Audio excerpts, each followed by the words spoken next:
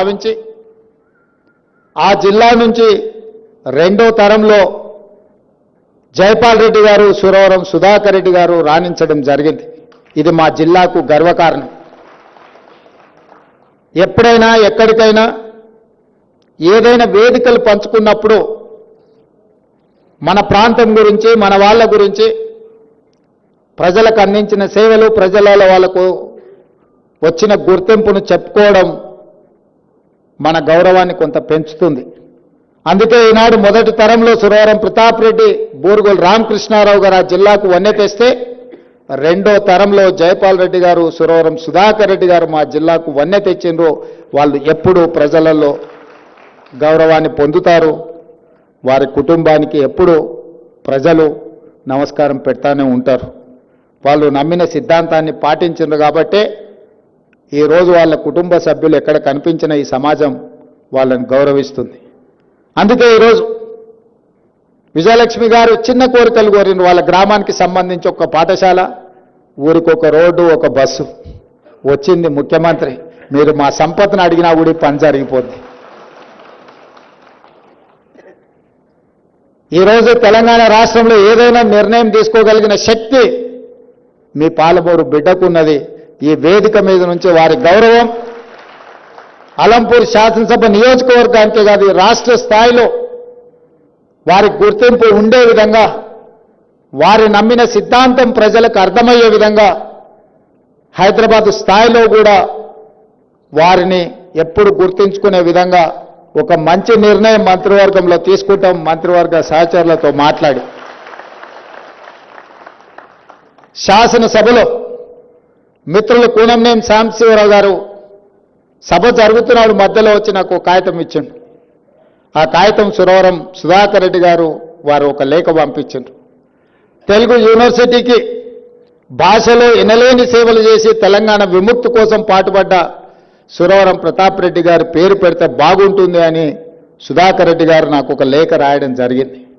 ఆ లేఖ చదివిన 10 నిమిషాల్లోనే అదే శాసనసభలో నిలబడి పెద్దలు సుధాకర్ రెడ్డి గారి సూచనను మా మంత్రివర్గం, మా ప్రభుత్వం తప్పకుండా తీసుకుంటుందని చెప్పి అక్కడికక్కడ శాసనసభలో తెలుగు యూనివర్సిటీకి సురవరం ప్రతాప్ రెడ్డి గారిని ప్రకటించడమే కాదు, ఈనాడు తెలుగు యూనివర్సిటీకి సురవరం ప్రతాప్ రెడ్డి గారి పేరు పెట్టి మంత్రివర్గంలో నిర్ణయం తీసుకొని ఈరోజు తెలంగాణలో ఉన్న తెలుగు యూనివర్సిటీకి సురవరం ప్రతాప్ రెడ్డి గారి పేరు పెట్టుకోవడం జరిగింది అని చెప్పి ఈ సందర్భంగా గుర్తు చేస్తున్నాను.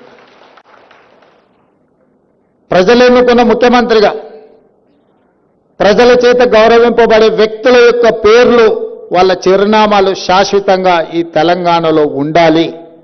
అందుకే కోటి ఉమెన్స్ కాలేజ్ యూనివర్సిటీగా మారితే ఆ మహిళా యూనివర్సిటీకి వీరనారి చాకలి ఐలమ్మ పేరు పెట్టడం ద్వారా ఈ తెలంగాణలో పోరాట స్ఫూర్తికి గౌరవం ఉంటుంది అని చెప్పి తెలుగు యూనివర్సిటీకి వీరనారి చాకలి ఐలమ్మ పేరు మా ప్రభుత్వం పెట్టింది.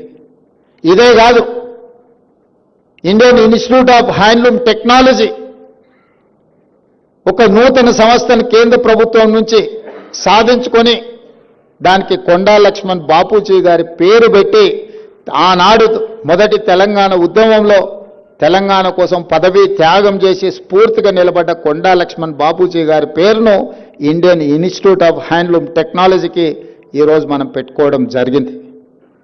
వీళ్ళందరి పేర్లు పెట్టుకోవడమే కాదు, ట్యాంక్ బండ్ మీద సర్దార్ సర్వాయి పాపన్న గౌడ్ యొక్క విగ్రహాన్ని ఈరోజు ప్రారంభించుకున్నాము అనంటే ఆనాడు సామాజిక చైతన్యం తీసుకొచ్చి బహుజనుల యొక్క ప్రభుత్వాన్ని, పాలనను అందించి గోల్కొండ కోట మీద నుంచి పరిపాలన సాగించిన సర్దార్ సర్వాయి పాపన్న గౌడ్ విగ్రహాన్ని అక్కడ సెక్రటేరియట్ ముందలో మనము మొన్ననే నిర్ణయం తీసుకున్నాం.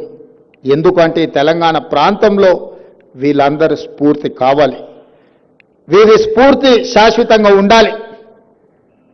ఈనాడు సిద్ధాంతాలను మర్చిపోయి కేవలం అధికారం కోసమే, అధికారం ఉంటేనే రాజకీయం, 5 సంవత్సరాలు కూడా ప్రతిపక్షంలో ఉండలేమని ఆలోచన చేస్తున్న సందర్భంలో కమ్యూనిస్టులు అంటేనే ప్రతిపక్షం, ఎవరు అధికారంలో ఉంటే వాళ్ళు ప్రజలకు వ్యతిరేకంగా పనిచేస్తే వాళ్ళు దించడమే లక్ష్యంగా పెట్టుకొని పనిచేసిన కమ్యూనిస్టు సోదరులు శాశ్వతంగా ప్రజలలో ప్రతిపక్షంలో ఉండడానికి వాళ్ళు ఎన్నోసార్లు ఇష్టపడ్డారు. అధికారంలో ఉంటే పరిమితమైన పనులే చేయొచ్చు, కానీ ప్రతిపక్షంలో ఉంటే ప్రజలు కోరుకున్న ప్రతి పని కోసం కొట్లాడొచ్చు. చాలా వరకు దిగిపోయిన ప్రభుత్వాలు నేను అన్నిటిని గమనించిన, రాష్ట్ర స్థాయిలో జాతీయ స్థాయిలో ఏ ప్రభుత్వం దిగిపోయినా దిగిపోవడానికి కారణం కమ్యూనిస్టు సోదరులే అని నేను బలంగా విశ్వసిస్తున్నా. మొన్న దిగిపోయిన ప్రభుత్వంలో కూడా అధికారంలో రావడానికి కమ్యూనిస్టులు పెద్దగా సహకరించదు, కానీ ఉన్నోళ్ళని దించడానికి మాత్రం పూర్తిగా సహకరిస్తారు. మొన్న జరిగిన అధికార బదలాయింపులో కూడా ఉన్నాయనని దించడంలో మా కమ్యూనిస్టు సోదరులు సంపూర్ణంగా సహకరించారు.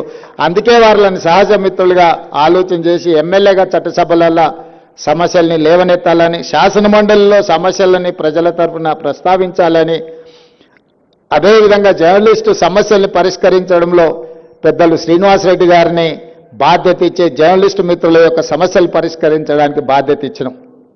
చాలామంది జర్నలిస్టు మిత్రులు నాకున్నారు. చాలామంది వచ్చి ఆ ప్రస్తావన తీసుకొచ్చారు. నేను చెప్పిన మీకు ఇస్తే మీకు నాకే ఉపయోగపడతారే, మీరు శ్రీనివాసరెడ్డి గారికి ఇస్తే అందరు జర్నలిస్టులకు ఉపయోగపడతాడు, కాబట్టి ఆ బాధ్యత వారికి అప్పచెప్పినా వారిని చేయనియండి, మళ్ళీ చూద్దాంలే అని. ఇవన్నీ నేను ఎందుకు ప్రస్తావిస్తున్నా అంటే, ప్రజల యొక్క సమస్యల్ని లేవనెత్తడం అనేది ఒక పెద్ద జవాబుదారీతనం. ఈ రోజున్న పరిస్థితుల్లో ప్రజల పక్షాన మాట్లాడే వాళ్ళు తగ్గిపోయినరు, పాలక పక్షంలోనే ఉండి పరిపాలన చేస్తామనే వాళ్ళు పెరిగిపోయినరు. దీనికి కారణం కమ్యూనిస్టు సిద్ధాంతం ఇంకా పెరగాలి, ఆలోచన విధానం పరిధి విస్తరించుకోవాలి. కమ్యూనిజం అంటే లైబ్రరీలో చదువుకునే పుస్తకం కాదు, పేద ప్రజల గుండెల్లో సమస్యల పట్ల కొట్లాడే వాళ్ళ పట్ల విశ్వాసం. ఎర్ర జెండా కనిపిస్తే పేద ప్రజలకు ఒక నమ్మకం, విశ్వాసం. మిగతా జెండాలు కనిపిస్తే అధికారంలో ఉంటారు పోతారు అని ఒక ఆలోచన ఉంటుంది. అందుకే ఈరోజు మనం తీసుకునే నిర్ణయాలు ఏవైనా ప్రజలకు ఉపయోగపడే విధంగా ఉండాలి.